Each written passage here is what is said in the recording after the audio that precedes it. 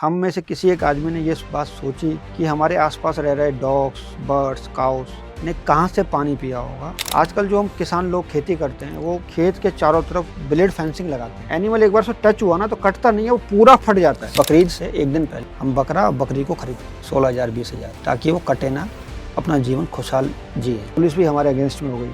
आपके पास कोई काम धंधा नहीं है, हमें अपना काम करने दो, आप तो रोज इस तरह के केस लेके आ जाते हो। बुरे केसेस होते कई, वो आते हैं आपके यहाँ, आप उनको देखभाल करते हैं, ठीक करते हैं सिर्फ 300 रुपए में, और कई बार तो सिर्फ 100 रुपए में भी कर देते हैं आप।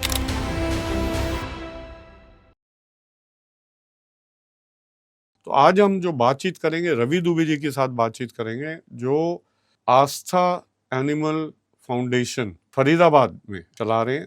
इसके साथ साथ इन्होंने एक्सपेंड किया फरीदाबाद से पलवल और नोएडा में, और ये चाहते हैं कि पूरे हरियाणा को कवर कर लें, और बहुत बढ़िया काम कर रहे हैं। तो आज ही हम बातचीत करेंगे। जो मेरे को जो पता चला कि आपकी संस्था, एक आपकी फाउंडेशन जो है, जानवरों की सेवा करते हैं, इंजर्ड एनिमल्स, जो बुरे केसेस होते हैं कई, वो आते हैं आपके यहाँ, आप उनको देखभाल करते हैं, ठीक करते हैं सिर्फ 300 रुपए में, और कई बार तो सिर्फ 100 रुपए में भी कर देते हैं आप। आपके पास बड़े जानवरों के लिए एम्बुलेंसेस भी हैं। तो कई बार क्या होता है, गाय, भैंस, घोड़े जो है, जो बड़े जानवर हैं, वो कैसे ट्रांसपोर्ट किया जाए, हॉस्पिटल तक कैसे लेके जाया जाए, तो वो सेवा भी आप कर रहे हैं। डिस्टेम्पर और पार्वो, दो भयानक जो बीमारियां हैं, वो भी आप ऐसे जानवरों को, जो लोग नॉर्मली अवॉइड करते हैं, ऐसे जानवरों को कि भाई इनको दूर रखो, उनकी भी आप सेवा करते हैं। So it's really amazing. And so ये आपकी जर्नी स्टार्ट कैसे हुई, ये वाली जो, कैसे आपने इस लाइन में, आज आपने मेरे को बताया कि आप यू आर अबाउट 41, आप शायद 20-22 साल की उम्र से पिछले 19 साल से ये काम कर रहे हैं। तो कैसे इसमें एंट्री कैसे हुई, मतलब कैसे स्टार्ट हुआ आपका? मेरा नाम रवि दुबे। संस्था की शुरुआत मैंने 2007 में करी। टीवी पर एक इंटरव्यू आ रहा था जिसमें एनिमल वेलफेयर के बारे में बताया जा रहा था। तो मन में विचार आया, क्यों हम अपने शहर में क्यों नहीं कर सकते। तो हमने सीखा, एनिमल लॉ के बारे में पढ़ा कि भाई इनके भी अधिकार होते हैं, इनके भी कानून होते हैं। तो शुरुआती जब दौर था हमारा, तो हमने क्या किया, जो भैंसा बुग्गी होती है, बुलक कार्ट कहते हैं इंग्लिश में, बुलक कार्ट, उसमें वो उसको अधिक मात्रा में भर लेते हैं। मान लो लॉ में अलाउड है 800 केजी, वो ले जा रहे हैं 3000 केजी, 5000 केजी। एनिमल तो बोलेगा नहीं। तो हमने उनको पकड़ना शुरू किया, उनको रुकवाया। पुलिस भी हमारे अगेंस्ट में हो गई। आपके पास कोई काम धंधा नहीं है, हमें अपना काम करने दो, आप तो रोज़ इस तरह के केस लेके आ जाते हो। क्योंकि कई बार पुलिस भी अनअवेयर है एनिमल लॉ के लिए। तो हमने बताया, नहीं भाई, इनके भी अधिकार हैं, इनके भी कानून हैं, आप ये पढ़िए, पशु क्रूरता है। तो पुलिस ने हमें हेल्प करनी चालू की। उसके बाद हमने कलंदरों से जो उल्लू होते हैं, बंदर होते हैं, वो मुक्त कराए। फिर उनको फॉरेस्ट डिपार्टमेंट को हैंडओवर किया, क्योंकि जंगली जानवर जंगल में रहने के लिए बना है, ना कि हमारे मनोरंजन के लिए। उसके बाद हमने अपनी एक छोटा सा शेल्टर स्टार्ट किया। उसके बाद एक एम्बुलेंस ली MP लेड फंड से। आज की डेट में हमारे पास वन स्टॉप सॉल्यूशन है। कोई भी ट्रॉमा केस, इमरजेंसी केस आता है तो हम सक्षम हैं उसकी जान बचाने के लिए। ये जो है, थोड़ा सा जो आपकी फैसिलिटी है फरीदाबाद में, उसके बारे में बताएं। हमारी फैसिलिटी कुछ एज सच बिग नहीं है, हम रेंट की प्लेस पे हैं।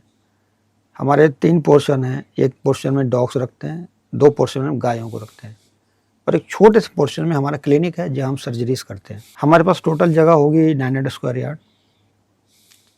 ऐसा कोई नहीं है कि भाई हमारे पास एनिमल फिक्स हैं, ऑनगोइंग प्रोसेस है, आते रहते जाते रहते। कुछ एनिमल हैं 10-20% जो कि डिसेबल हैं, अंधे हैं, हम जा नहीं पैर सकते, नहीं है, पैर कट गए, बाहर नहीं रह सकते, तो उनको हमें रखना पड़ता है। हमारी संस्था ने आज से 3 साल पहले फरीदाबाद में ट्रेन से एक्सीडेंट हुए 3 कुत्तों को, रॉकी, मोहिनी, लक्की, 3 ऐसे कुत्ते हैं जिन्होंने अपने पैरों को गंवा दिया ट्रेन एक्सीडेंट में। डॉक्टर्स ने उनको ठीक किया, थोड़ा बहुत चलने लायक बनाया, और आज की डेट में वो तीनों हमारे कुत्ते, इंडियन डॉग्स, इंग्लैंड में अपना जीवन बिता रहे हैं। वाह, अडॉप्ट कर लिया वहाँ? एडॉप्ट कर लिया। अच्छा। पहला डॉग रॉकी गया मेरा। रॉकी के बाद मोहिनी आई मेरे पास। क्या बात है। जब मोहिनी आई तो मेरे को कॉन्फिडेंस आया, यार इसको भी मैं बाहर बेचूंगा। सब 2 महीने में मोहिनी का सेटलमेंट हो गया। लक्की उससे भी जल्दी चला गया। तो ये एडॉप्शन एक रेगुलर काम है जो आप करवाते हैं या ढूंढते कैसे हैं कि एडॉप्शन हो जाए? देखिए हमारे हिंदुस्तान में एक तो देसी कुत्ते की वैल्यू बहुत ही कम है, कम है यहाँ पर, ऊपर करेक्ट। से जब एनिमल हैंडीकैप हो जाए, लाचार हो जाए, तो कुछ भी बिल्कुल नहीं ही, है। हाँ। बाहर देशों में, वेस्टर्न कंट्रीज में लोग बड़ी रेस्पेक्ट करते हैं, वैल्यू है। तो मैंने सर्च किया इंटरनेट पे कि कौन सी संस्थाएं इस तरह के डॉग्स को लेती हैं। अच्छा। तो ये बड़ा लॉन्ग प्रोसेस है। आज हम डिसाइड करेंगे कि हमें कोई एनिमल इंडिया से बाहर भेजना है, तो मिनिमम 6 महीने का टाइम लगेगा। फॉर्मेलिटीज़ हैं, उनके टेस्ट होते हैं, वैक्सीनेशन होती है, गवर्नमेंट अप्रूवल्स होती है, लॉन्ग प्रोसेस है। मैंने सुना पार्वो और डिस्टेम्पर जो है, इस तरह के जो केसेस हैं काफ़ी रिस्की केसेस होते हैं, उनको उनकी भी देखभाल, उनको मना नहीं करते आप? देखिए बहुत से शेल्टर्स, बहुत से हॉस्पिटल, क्लिनिक्स इसलिए मना करते हैं कि वो स्प्रेड हो जाता है एक से दूसरे में। हम यदि मना करेंगे तो इलाज कौन करेगा? प्रोटोकॉल्स बहुत कुछ कहता है। तो हम डिस्टेम्पर, पार्वो डिजीज का इलाज करते हैं। डेडली वायरस है, लेकिन अपनी तरफ से प्रयास करते हैं। डिपेंड करता है एनिमल को कितना सीवियर केस है। सक्सेस रेट क्या रहता है इसमें? 50-50 का रेशो। यदि आधे जानवर बच जाते हैं। हाँ जी, यदि एनिमल टाइमली हमारे पास आ गया, टाइमली रिपोर्ट हो गया, डायग्नोस प्रॉपर हो गया, तो चांसेस हैं। तो ये जैसे आपने फरीदाबाद किया, तो फरीदाबाद में नाउ आप तो मतलब एक तरह से लाइट हाउस की तरह होंगे, बहुत सारे लोग आप पे डिपेंडेंट होंगे ना उस साइड? जी, हमारा जो शेल्टर है वो बहुत डेंस पॉपुलेटेड एरिया में है। तो हम हमेशा, हमारा जो क्लिनिक है, ओपीडी क्लिनिक, वो ओवर क्राउडेड रहता है। लोग आते हैं बड़ी उम्मीद के साथ, भाई यहाँ चल रहे हैं लोग तो मना करेंगे नहीं, पैसे भी नहीं, जब भी चलो हो जाएगा इलाज। औरों की तरह नहीं है भाई पहले पैसे रखो जब इलाज। वो कॉन्फिडेंस है उनको, हाँ कि यहाँ जाएंगे तो काम हो जाएगा, इलाज हो जाएगा। तो आपने एक्सपेंड भी किया, जैसे नोएडा में एक्सपेंड किया और पलवल में, वो कैसे रहा? क्या सोच थी उसमें? सोच थी कि भाई हमने जो फरीदाबाद में तो स्टार्ट कर दिया, अब जो हमारे नेबरी सिटी हैं, फरीदाबाद से लगता हुआ नोएडा है, पलवल है। पलवल थोड़ा ग्रामीण क्षेत्र है, अभी वहाँ बहुत ज़रूरत है, तो वहाँ एक हमने क्लिनिक सेटअप किया। नॉमिनल फीस होती है स्ट्रीट डॉग्स की 100 रुपये। तो लोग लाते हैं, इलाज कराते हैं, कई बार 100 भी नहीं होते। हम कहते हैं कोई बात नहीं, आप आइए, इलाज तो कराइए, कम से कम एनिमल की सफरिंग तो कम होगी। तो जैसे डोनेशन है, आप फंड्स जो कलेक्ट करते हैं, तो लोग हैं, संस्थाएं हैं या इंडिविजुअल्स हैं जो डोनेट करती हैं? कई बार इंडिविजुअल पर्सन्स भी करते हैं, कुछ फाउंडेशंस भी हैं। जब उनको दिखता है कि अच्छा काम हो रहा है। जब हम 19 साल से इस काम को कर रहे हैं, हाँ, तो बहुत लंबा समय है। काफ़ी लोग आते हैं, देखते हैं काम को, तो लोगों का कॉन्फिडेंस बनता है कि भाई हमने एनिमल को मरते स्थिति में भेजा, अब इन्होंने उसको सही करके भेजा, तो एक से वो 2 को बताते हैं कि आप इनकी हेल्प करिए। तो बात, अच्छी बात जो है फैलती है वो। तो इस यूट्यूब और इस पॉडकास्ट के मीडियम से हम लोगों को आप जो अच्छा काम कर रहे हैं वो और बताएंगे। एक चीज़ आपने बताई कि बड़े जानवरों, छोटे जानवरों के लिए तो आपके पास ऑपरेशन थिएटर होगा छोटा सा जो है, बड़े वालों को आप ओपन में करते हैं, और जो फैसिलिटीज़ चाहिए, आप बता रहे थे कि एक्सरे मशीन जैसे पलवल साइड में अगर हो जाए, हाँ जी, तो we will work on that. जी जी। एंड इस तरह के जो इक्विपमेंट है, इनकी जो सपोर्ट चाहिए, तो people can connect with you ना, एंड डोनेट करना चाहते हैं। कई लोग जो है पैसे से ज़्यादा इक्विपमेंट देना चाहते हैं। हाँ कि जी, आप बताइए आपको क्या चाहिए, जी। कि आप दर्शकों को बता सकते हैं कि आपको टिपिकली किस तरह की मदद चाहिए, ताकि आप ये काम और बढ़ाएं और अच्छी तरह से कर सकते हैं। देखिए, जिस तरह एक मजदूर को ज़रूरत होती है औजार की, बिना औजार के मजदूर बिल्डिंग नहीं बना सकता, उसी तरह एक डॉक्टर, वेटनेरियन, एनिमल हॉस्पिटल बिना औजार, बिना इंस्ट्रूमेंट के अधूरा है। तो हमें जो बेसिक जो हमें चीज़ें चाहिए होती हैं एनिमल को डायग्नोस करने के लिए, ट्रीटमेंट के लिए, एक हमें लेबोरेटरी चाहिए होती है जहाँ हम सैंपल लेके पता ब्लड टेस्ट वगैरह किए, तो वो आपके पास हैं ऑलरेडी? हाँ, ऑलरेडी हैं, लेकिन सारे नहीं हैं। एक्सरे चाहिए होता है, और ऑक्सीजन कंसंट्रेटर चाहिए होता है, जो बेसिक है, जिनसे हम काम चला सकते हैं। तो पुकार टीम को आप नोट करिए ये सारी चीज़ें जो हम आपको हेल्प करेंगे इसमें। और वेट्स, आपने वेट्स बताया, तो 3 वेट्स हैं आपके? हाँ जी, 3 वेट्स, और ट्रेंड, अच्छी तरह से ट्रेंड वेट्स हैं? हमारे पास ऐसे वेट हैं, चूहा आ जाए, खरगोश आ जाए, बिल्ली आ जाए, बड़े से बड़ा जानवर आ जाए, गाय, सांड, सभी तरह के एनिमल को हम हैंडल कर सकते हैं, सर्जरी कर सकते हैं। तो जैसे आपकी ये बढ़ेगी ऑर्गेनाइजेशन, जैसे नोएडा में खोला आपने, पलवल में, और बढ़ेगी, हरियाणा में आप फैलेंगे, तो और वेट्स की जरूरत पड़ेगी ना? बिल्कुल बिल्कुल, देखिए अनुभवी वेट्स की बहुत जरूरत है। तो इनको जैसे आप ट्रेनिंग की तरह लेके फिर वो करते हैं कि और लोग ज्वाइन कर लें, वो सीखें और फिर आप उनको आगे भेज सकते हैं? बिल्कुल, हमारी जो फरीदाबाद वाली फैसिलिटी है वो बहुत बढ़िया एक ट्रेनिंग स्कूल है। किसी को सीखना है, आपको ट्रेन करना है, तो आप हमारे पास भेजिए, क्योंकि सभी तरह के एनिमल्स पे उसको ट्रीटमेंट करने को, देखने को, सीखने को मिलता है। और हम चाहते हैं लोग आएँ, जुड़ें और अपना आगे करियर बनाएं हमारे साथ। तो इनके साथ जोड़े आगे बढ़े, दुबे जी सबको इनवाइट कर रहे हैं जी। हम। आपका कॉन्टैक्ट नंबर भी शेयर करेंगे ताकि लोग जो आपसे जुड़ना चाहें वो जुड़ सकें। हम तो पुकार में जुड़ ही गए हैं, और लोग भी जुड़ना चाहें वो भी इसमें बढ़िया काम करेंगे। आप ऑडियंस से कुछ और शेयर करना चाहेंगे? मैं ज़रूर बताना चाहूँगा, जैसा कि आपको पता है हमारे दिल्ली एनसीआर में टेम्परेचर 42-43 तक जा चुका है। आजकल गर्मियाँ हैं, बहुत ज़बरदस्त लू चल रही है, गर्मी चल रही है। हम मनुष्यों का जीवन जो मिला है ना, वो करुणा दया करने के लिए मिला है। जब ये सृष्टि बन रही थी, ब्रह्मा जी ने एक तरफ इंसान को बनाया, एक तरफ जीव जंतुओं को बनाया। इंसान को बनाया और जीव जंतुओं को बनाया। जीव जंतुओं को इसलिए बनाया कि भाई इंसान जीव जंतु को देख के दया करुणा की भावना सीखे। हम इंसानों के लिए प्याऊ लगाते हैं, वाटर कूलर लगाते हैं, लोग अपनी प्यास बुझाते हैं, तो हम कहीं ना कहीं नेगलेक्ट कर देते हैं हमारे साथियों को, जीव जंतुओं को, पशु पक्षियों को, उनको पानी नहीं पिलाते। मेरी बनाई हुई एक टैग लाइन है, मैं आपको बताना चाहूँगा आपके इस मीडियम से। क्या कभी हमने सोचा, अभी तक, अभी 4 बज रहे होंगे, सुबह से अभी तक 4 बज रहे होंगे, क्या इस रूम में बैठे हुए हम में से किसी एक आदमी ने ये बात सोची कि हमारे आसपास रह रहे डॉग्स, बर्ड्स, काउस ने कहाँ से पानी पिया होगा और कितना पिया होगा? कभी नहीं सोचते। हमें प्यास लगी, हमने अपने फ्रिज से पानी निकाला और पी लिया। लेकिन हमारे आसपास रह रहे डॉग्स ने कहाँ से पानी पिया? वो हमारे ऊपर निर्भर हैं। गर्मियों में पानी मिल गया ना तो जीवन दान मिल गया। तो आप लोगों से अपील है, अपने घर के बाहर छतों पर छोटा सा मिट्टी का बर्तन सुबह शाम पशु पक्षियों के लिए, डॉग्स के लिए जरूर भरें।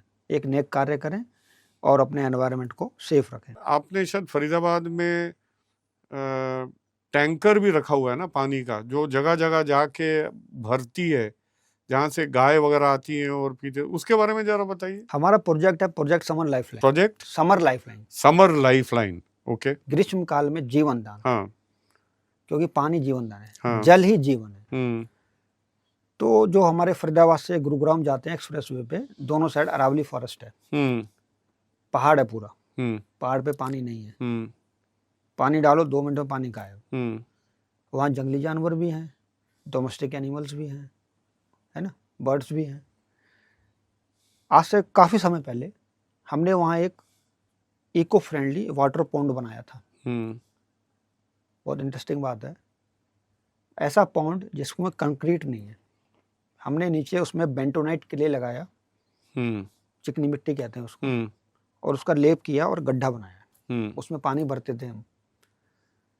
जब उसमें पानी कम हो जाता है, हम जब नेक्स्ट डे जाते हैं तो हम देखते हैं अलग अलग फुटप्रिंट्स पक्षियों के, जानवरों के।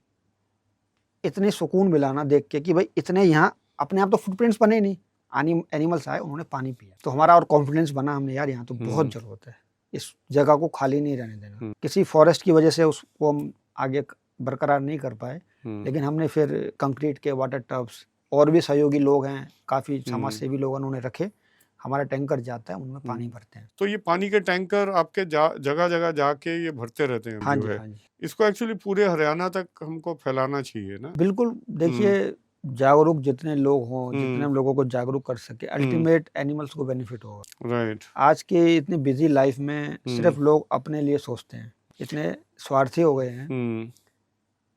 एक रोटी डॉग को, गायों को और अदर एनिमल्स को नहीं देना चाहता कोई। ये भी हमारी सोसाइटी का एक हिस्सा है ना। मैं तो ये बिलीव करता हूँ वासुदेव कुटुंबकम, you know the world is one family. जी। और एक ही हैं, उसके अलग अलग एक्सप्रेशन है, कोई पेड़ बन गया, कोई जानवर बन गए, हम बन गए, पर कॉन्शियसनेस तो एक ही है, हाँ जी। जिसको हम कहते हैं शिव तत्व बोले, आपने ब्रह्मा जी के बारे में बताया, तो जो भी रहा ओरिजिन, तो और क्या मैसेज आप देना चाहेंगे? लोगों से ये अपील करना चाहूँगा, कहीं भी कोई वो बीमार घायल जानवर देखते हैं, हमारी हेल्पलाइन पर कॉल करें, पुकार की हेल्पलाइन पर कॉल करें। कई बार क्या होता है, एम्बुलेंस लिमिटेड होती हैं, हर जगह हर समय नहीं पहुंच पाती, हर जगह। तो लोगों से मैसेज है कि भाई वो खुद ट्राई करें रेस्क्यू करके लाने का, या कोई ऑटो से, किसी टैक्सी से लेके आएँ, तो हम उसको रिम्बर्स कर देंगे, उनका पैसा दे देंगे। मकसद है कि भाई एनिमल को टाइमली इलाज मिल जाए, टाइमली उसको इग्नोर ना करें। हाँ, तो हेल्पलाइन के जो नंबर्स हैं आपके हम पब्लिश करेंगे, जी। पुकार के तो कर ही रहे हैं, तो डेली एनसीआर कर रहे हैं आप, फर्दर हरियाणा का जो प्रोग्रेस है हम बताते रहेंगे फ्यूचर पॉडकास्ट में कि हम कहाँ पहुँचे, और पूरा हरियाणा कवर कर लिया हमने। I think that is brilliant. तो एक केस जो मेरी टीम ने मेरे को बताया कि आपने एक बार सर्जरी की थी, एक गाय की सर्जरी की, तो उसके अंदर से बहुत सारा प्लास्टिक निकला। जी। तो वो क्या केस था? हमने गाय रेस्क्यू की, कॉल आया कि भाई एक गाय परेशान है।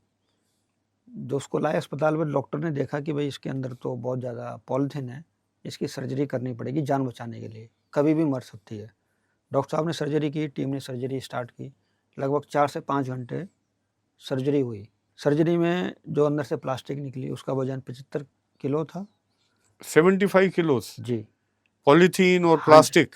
हाँ जी, उसमें रबड़ बैंड, कील, नट बोल्ट सब चीज़ थी। तो देख के बड़ा बुरा लगा कि भाई कहीं ना कहीं और इसके हम कहते हैं जिम्मेदार। गाय माता है, हाँ जी। और वो खा रही है जी, प्लास्टिक। प्लास्टिक हम यूज़ कर रहे हैं, घर में हम सामान ला रहे हैं, प्लास्टिक में ला रहे हैं, और उसको कूड़ा फेंकते हैं, प्लास्टिक में फेंक देते हैं, और सारे हमारे डंपिंग यार्ड ओपन में हैं। गाय को भूख लगती है, वो पॉलिथीन खाना समेत खाने खा जाती है, प्लास्टिक पहले खाती है। जी। तो गाय नहीं, वो हो गई प्लास्टिक काव। तो हमें कम से कम प्लास्टिक यूज़ करें, हमें उसको डिस्कार्ड भी करना है तो ऐसी जगह करें कम से कम वो गाय के मुंह तक ना जाए, अदर एनिमल्स के मुंह तक ना जाए। राइट। और कोई चीजें जो आपको बॉदर कर रही हैं बहुत, कि ये लोग क्यों कर रहे हैं ऐसा, ऐसी कोई चीज है जो आप शेयर करना चाहें? हम लोग अपने स्वार्थ के लिए कहीं ना कहीं जानवरों का यूज़ करते हैं, और हमें बेनिफिट हो लेकिन जानवर को बेनिफिट ना हो, वो भूखे प्यासा मरे, वो तो सही है। उसके बाद उसको इंजरी भी हो, हम रेस्पॉन्सिबल हैं। मैं आपको 2 उदाहरण देना चाहूँगा आपके इस ब्रॉडकास्ट के माध्यम से। हमारे पास आए दिन कॉल आती है कि भाई गाय, सांड और डॉग्स इंजर्ड हो गए। कैसे इंजर्ड हो गए? आजकल जो हम किसान लोग खेती करते हैं, वो खेत के चारों तरफ ब्लेड फेंसिंग लगाते हैं। पहले कांटे वाली फेंसिंग होती थी, एनिमल गया, हल्का सा टच हुआ, पीछे हट गया, वापस आ गए। अब ब्लेड, बहुत शार्प ब्लेड होता है, ब्लेड फेंसिंग कहते हैं उसको, कट जाता है वो। एनिमल एक बार से टच हुआ ना तो कटता नहीं है, वो पूरा फट जाता है। उसको सर्जरी ही करनी पड़ती है। क्यों? क्योंकि एनिमल अंदर ना आए, वो चारा ना खाए, फसल ना खाए। उसके अल्टरनेटिव भी हैं, हम एक स्टैचू भी लगा सकते हैं जिसको देख के एनिमल ना आए, दूसरी फेंसिंग भी कर सकते हैं, लेकिन अपने स्वार्थ के लिए हम कहीं ना कहीं एनिमल का क्रूरल्टी कर रहे हैं। Animal cruelty. इसके लिए डीसी ने ऑर्डर निकाला कि भाई ये सारी बैन है, ऐसी आप ब्लेड फेंसिंग नहीं लगा सकते खेतों में, अपने ऑफिस पे। उसके बाद भी लोग लगा रहे हैं। उसका टाइम टू टाइम हम कंप्लेंट करते हैं, लोगों को जागरूक करते हैं। दूसरा एग्जांपल है, आजकल लोग बड़ी रैश ड्राइविंग करते हैं, बहुत तेज चलाते हैं, बाइक, स्कूटर, कार, देखते नहीं कि सड़कों पे एनिमल भी हैं। उनके लिए एनिमल जस्ट लाइक एक ऑब्जेक्ट है, एक सामान है, उसको चोट लगे लगे, हमें मतलब नहीं है। तो हमें बड़े सावधानी से गाड़ी चलानी चाहिए ताकि हमारे आसपास रह रहे इंसान, मनुष्य सब सकुशल रहे। ये जो जिसको हम बोलते हैं एनिमल एडवोकेसी की लॉज हैं, और वो ढंग से इम्प्लीमेंट, गुड हैबिट्स, और ये जो बताना, स्कूलों में जाके बताना कि भाई ये इनके राइट्स हैं, जो आपने बोला ड्राइविंग का, बच्चों को सिखाते रहेंगे तो हम जब वो बड़े होंगे तो ये एक चेंज आएगा उनमें। बहुत ज़रूरी है। मुझे याद है हम जब स्कूल में पढ़ते थे, हमें किसी ने एनिमल लॉ के बारे में नहीं बताया कि भाई क्या डू है, क्या डोंट्स है एनिमल्स के लिए, क्या इनके अधिकार हैं, नहीं बताया। जब हम इस फील्ड में आए तो हमें पता चला।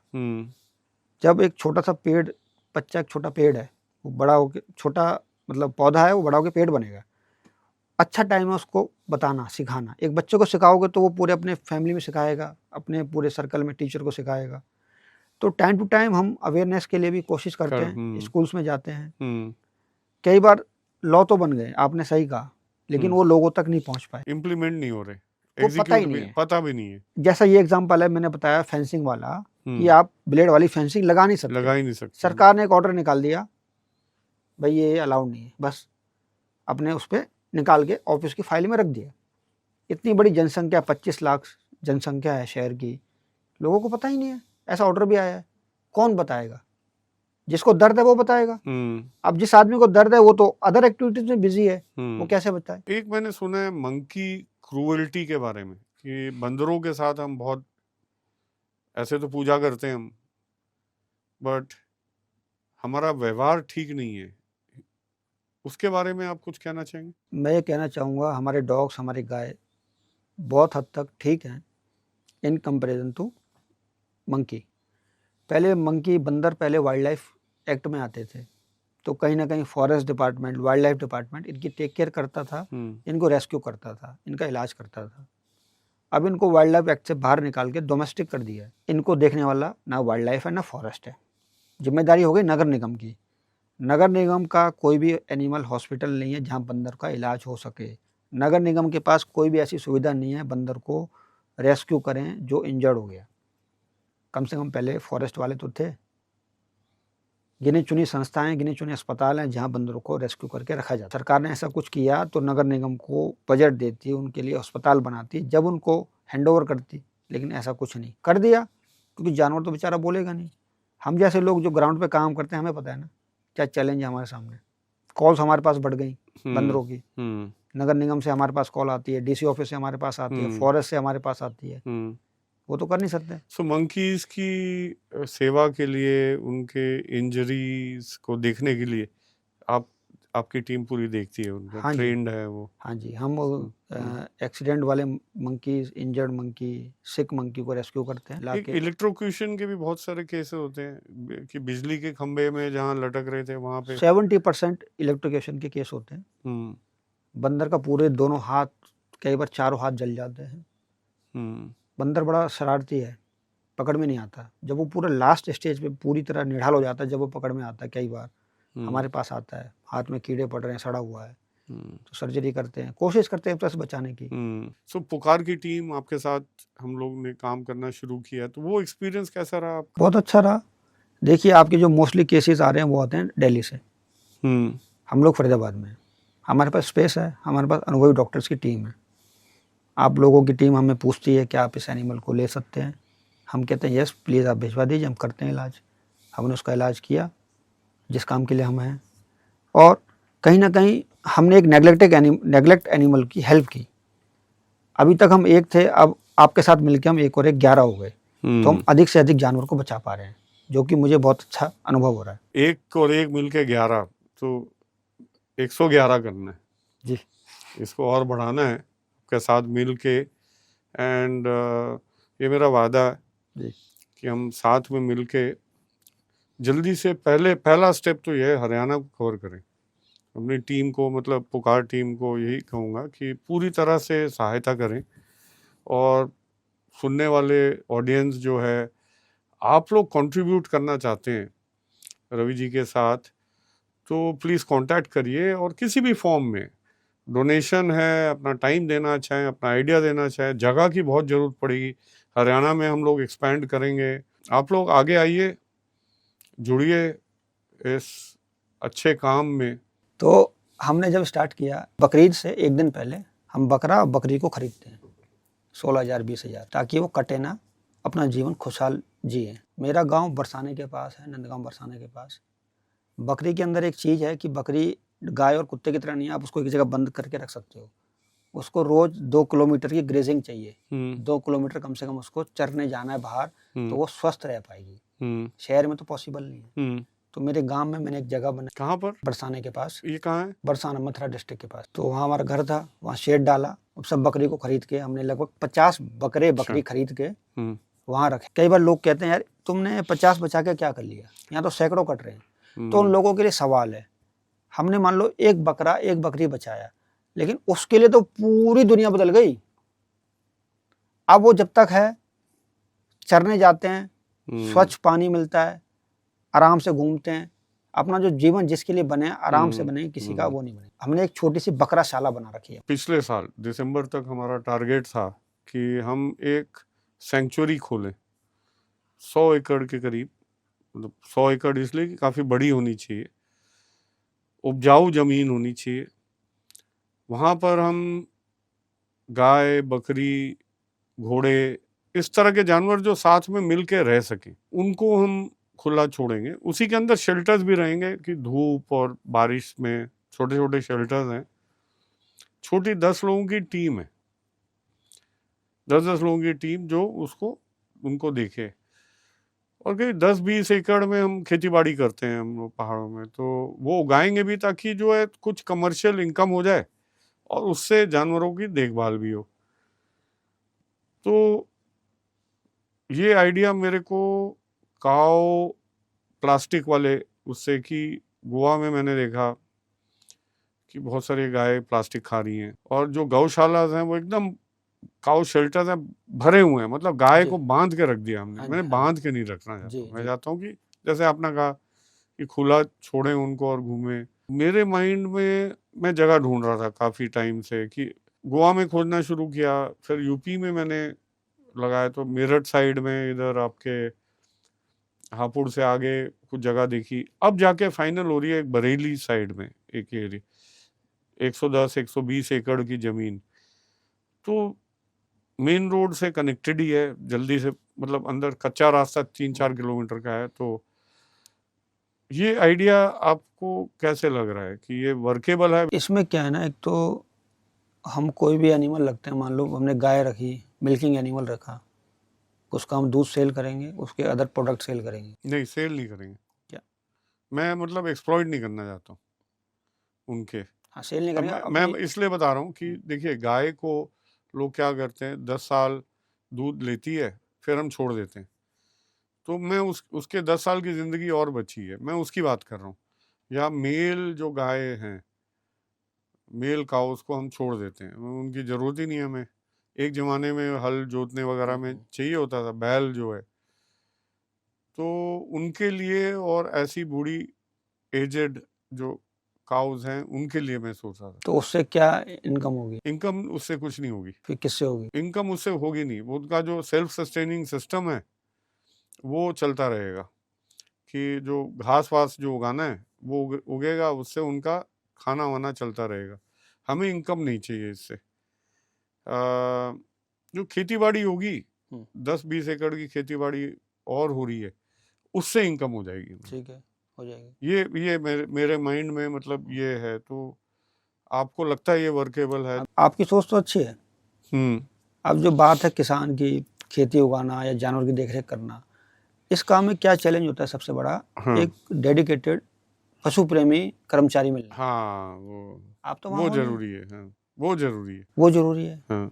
फसल है, फसल को पूरी बच्चे की तरह पैदा करना पड़ता है, जब वो कुछ देगी, है ना? तो एक अच्छा किसान हो हाँ, ये जो, वो हाँ, वो तो है। खैर, जो आपने ये बात बोली ये जरूरी है, इसके बगैर वो फेल है। हाँ, वो एक नेक्स्ट स्टेप है हाँ। जो करना जरूरी है उसका। बाकी फसल अच्छी हो गई तो मंडी में बिकेगी, कोई दिक्कत ही नहीं है। नहीं, हमने उसका भी इंतजाम किया हुआ है। किसानों की इनकम बढ़ाने के लिए क्या उपजाना है, क्या करना है। एक कंपनी है जहाँ तत्वा हिल एग्रो करके हमारी, जहाँ पर ना हम लोग और आजकल ऑर्गेनिक बनाएंगे तो ऑर्गेनिक की ज्यादा ऑर्गेनिक हाँ, और कोई ज्यादा केमिकल नहीं, कुछ ज्यादा नहीं। अच्छी डिमांड है। हाँ, तो ये हम सोच रहे हैं। हाँ। तो और दूसरा जो ये बकरी वाली जो बात है, इनके साथ मिल के जो है हम भी कंट्रीब्यूट करें इसमें, ये आइडिया बड़ा अच्छा लगा मेरे को। मैंने कभी सोचा ही नहीं था ये कि तो उसमें मैं बता रहा हूँ, इन्होंने हमारे 50 बहुत। थी, हाँ। वो बीमारी हुई तो उसमें से 20 हमारी मर गई।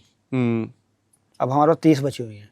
हम्म तो मतलब हमने खरीद तो लिया, किसी ने, आपने स्पॉन्सर किया, हम्म लो जी हमारी तरफ से एक बकरी ले लो, 15,000 रुपये लो, लेकिन हमारे लिए तो वो लायबिलिटी पूरी जिंदगी की है। हाँ, जिंदगी की उसे है। खिलाना पिलाना, मैं बीमार होने इसीलिए पे कह रहा इलाज हूँ, जो करना। घास उगाना और वो उसी में मेडिकल शेल्टर भी रहे। हाँ, ये जो मैं बात कर रहा हूँ 100-125 एकड़, तो एक्चुअली मेरा ड्यू है अभी जाना वहाँ, बरेली जाके उसको फाइनल करने का।